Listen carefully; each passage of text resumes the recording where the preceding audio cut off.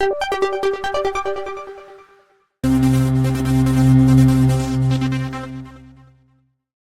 बच्चों, कैसे हो। उम्मीद करती हूँ कि आप बहुत अच्छे होंगे और आपकी पढ़ाई भी बहुत अच्छे से हो रही होगी। तो आज हम यहाँ पर कक्षा चौथी की FLN अंकुर अभ्यास पुस्तिका विषय गणित का सप्ताह 12 दिवस 1 से लेके 6 तक अतिरिक्त वर्कशीट के साथ साथ पाठ 4 टिक टिक टिक के प्रश्नों को हल करने वाले हैं। तो आप लोग तैयार हो? ओके, तो चलो करते हैं प्रश्नों को हल। सप्ताह 12, इसका दिवस 1 अतिरिक्त वर्कशीट के नाम से प्रश्न 1 है। नीचे दिए गए प्रश्नों को पढ़कर उत्तर लिखिए। यहाँ क्रमांक दिया है, यहाँ प्रश्न दिया है और यहाँ उत्तर हमें देना है। तो पहला प्रश्न है, क्या आपने कभी रेल से यात्रा की है? तो हाँ। दूसरा, एक रेलगाड़ी 17 बजे प्रस्थान करती है। 12 घंटे वाली घड़ी के अनुसार यह कितना समय होगा? तो बच्चों, घड़ी का 2 टाइम होता है, एक 12 घंटे वाला और एक 24 घंटे वाला। रेलवे में हमेशा 24 घंटे वाला टाइम चलता है।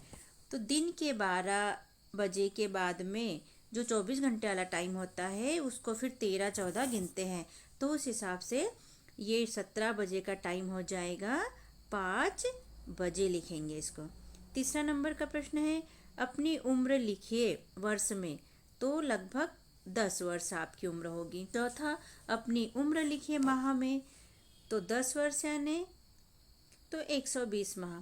पांचवा है, एक वर्ष में कितने महीने होते हैं? तो 12 महीने होते हैं, आप जानते हैं। छठवां प्रश्न है, जनवरी माह में कौन कौन से त्योहार पड़ते हैं? तो जनवरी में मकर संक्रांति और गणतंत्र दिवस पड़ता है। सातवां है, अपनी जन्म दिनांक लिखिए। तो 31 जुलाई 2014 आपकी हो सकती है 14। ओके। सप्ताह 12 का दिवस 1, वर्कशीट नंबर 57, पाठ 4 टिक टिक टिक। प्रश्न पहला है, सारणी में दिए गए समय को AM और PM का प्रयोग करते हुए लिखिए। AM यानी दिन के 12 बजे के पहले का और PM यानी दिन के 12 बजे के बाद का समय। तो यहाँ क्रमांक दिया है 12 घंटे वाली घड़ी में प्रदर्शित समय और यहाँ दिया है AM PM में समय। तो पहला है प्रातः 5 बजे, तो इसको हम लिखेंगे 05 और 00 AM लिखेंगे क्योंकि 12 के पहले का है। दूसरा, दोपहर 3:30 को लिखेंगे PM, 3:30 PM। तीसरे का शाम 7 बजे को लिखेंगे हम, सेम ऐसा ही लिखेंगे लेकिन क्या लगा देंगे? PM।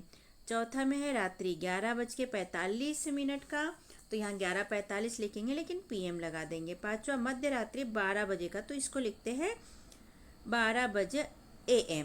12 बजे से दूसरा दिन शुरू हो जाता है। दूसरा है बच्चों, यहाँ पर AM और PM में दिए गए समय को 12 घंटे वाली घड़ी के अनुसार परिवर्तित कर सारणी की पूर्ति कीजिए। तो यहाँ क्रमांक दिया, AM PM के समय दिया, यहाँ 12 घंटे वाली घड़ी के अनुसार प्रदर्शित करना है इन्होंने जो टाइम दिया उसको। तो ये पहला है, यहाँ दिया है 6 AM। 6 AM को हम लिखेंगे प्रातः 6 बजे।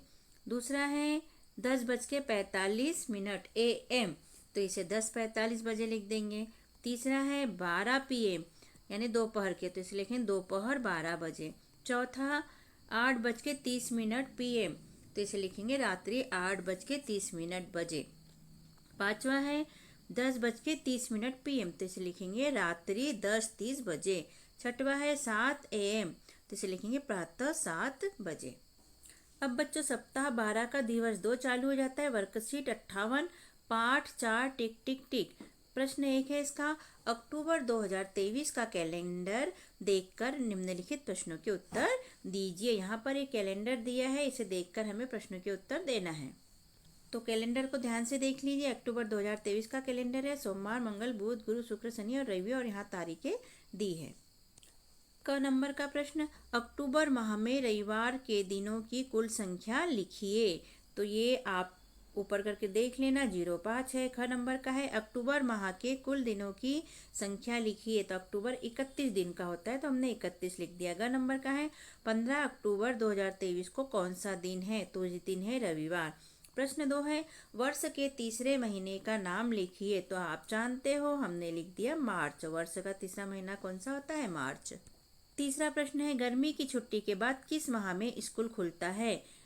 तो पहले जुलाई में खुलता था लेकिन आजकल चेंज होकर ये जून में ही खुल जाते हैं। तो हम जून और या जुलाई कुछ भी लिख सकते हैं, हमारे ऑप्शन में जो रहा वो। प्रश्न चौथा है, गणतंत्र दिवस किस माह में आता है? तो जनवरी में आता है। प्रश्न पांचवा है, किस माह में केवल 28 या 29 दिन होते हैं? तो आप जानते हैं फरवरी में होते हैं 28 या 29 दिन। छठवां प्रश्न है, एक वर्ष में कितने सप्ताह होते हैं? तो 52 सप्ताह होते हैं। प्रश्न सातवां है, प्रतिभा का आयोजन अर्धवार्षिक परीक्षा किस माह में होती है? प्रायः मतलब ज्यादातर तो दिसंबर माह में होती है।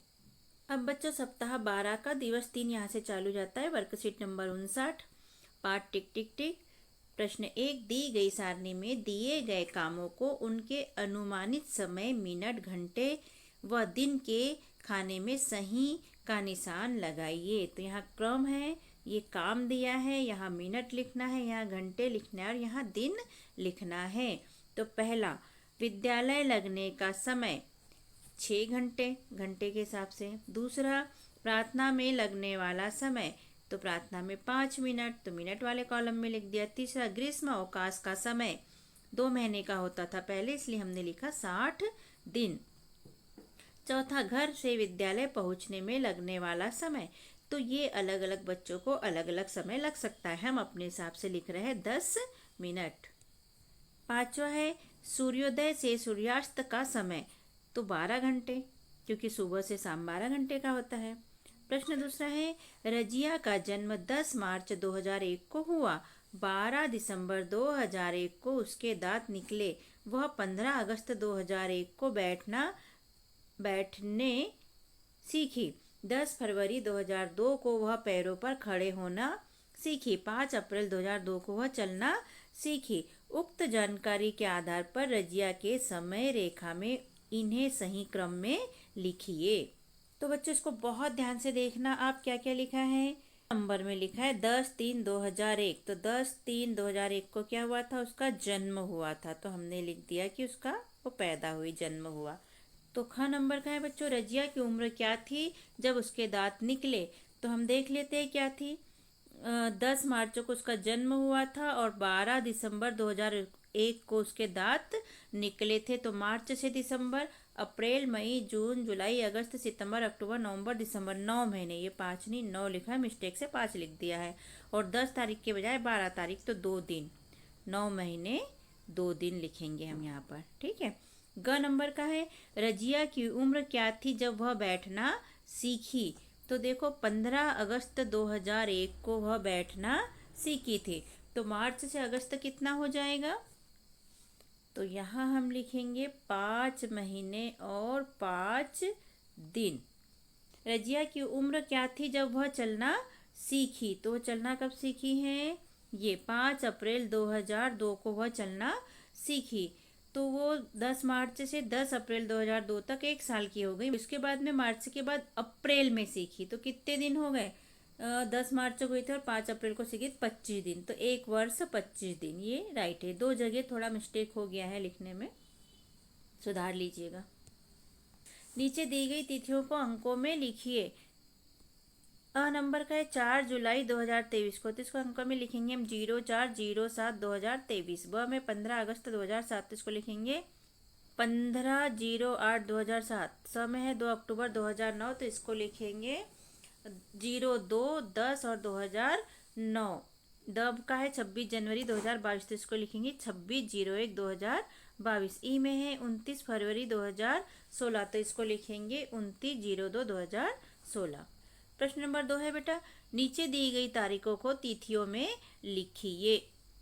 अ है इसका 02/08/2003, तो इसको लिखेंगे 02 अगस्त 2003, मतलब 2 अगस्त 2003। ब में है 13/9/2008, तो इसको लिखेंगे 13 सितंबर 2008। स में है 31/3/2019, तो इसको लिखेंगे 31 मार्च 2019। द में है 30/4/2016, तो इसको लिखेंगे 30 अप्रैल 2016। ई में है 15/8/2021, तो इसको लिखेंगे 15 अगस्त 2021।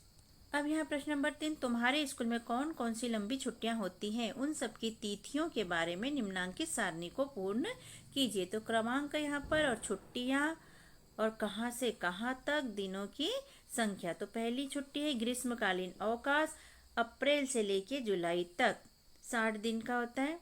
तो अप्रैल से छुट्टियां लगती है और जून 15 तक रहती है और जुलाई में स्कूल खुल जाते हैं। तो ये जुलाई तक रहती है, मतलब जुलाई 1 से स्कूल खुल जाते हैं। तो ये 2 महीने की छुट्टी कुल मिला के 60 दिन या फिर 45 दिन की छुट्टी आजकल होती हैं। दूसरा है शीतकालीन अवकाश कितना होता है, तो 25 दिसंबर से 1 जनवरी तक 7 दिनों का शीतकालीन अवकाश होता है। सप्ताह 12 का 5वां दिवस, वर्कशीट नंबर 61, पाठ वही अपना टिक टिक टिक। प्रश्न पहला, दी गई सारणी में वस्तु के उत्पादन की तिथि एवं उपयोग की अंतिम तिथि दी गई है। वस्तु के उपयोग की समय अवधि ज्ञात कर सारणी को पूरा कीजिए। क्रमांक, वस्तु उत्पादन की तिथि, उपयोग की तिथि और उपयोग की समय अवधि अंतराल निकाल के बताना है। तो देख लेते हैं बच्चों, पहले में दिया है नमकीन, अगस्त 2023 का उत्पादन है, उपयोग की तिथि है अक्टूबर 2023। तो अगस्त में उत्पादन हुआ तो सितंबर अक्टूबर 2 माह हो गया। दूसरा है बिस्किट, 25/7/2023 को उत्पादन हुआ है इसका और उपयोग की तिथि है 24/12/2023। तो 7 से 8, 9, 10, 11, 12 यानी कि 5 महीने का इसका है। तीसरा नंबर है जीरा, 29/6/2023 को इसका उत्पादन हुआ था और 28/10/23 तक इसका उपयोग कर सकते हैं, तो 4 माह।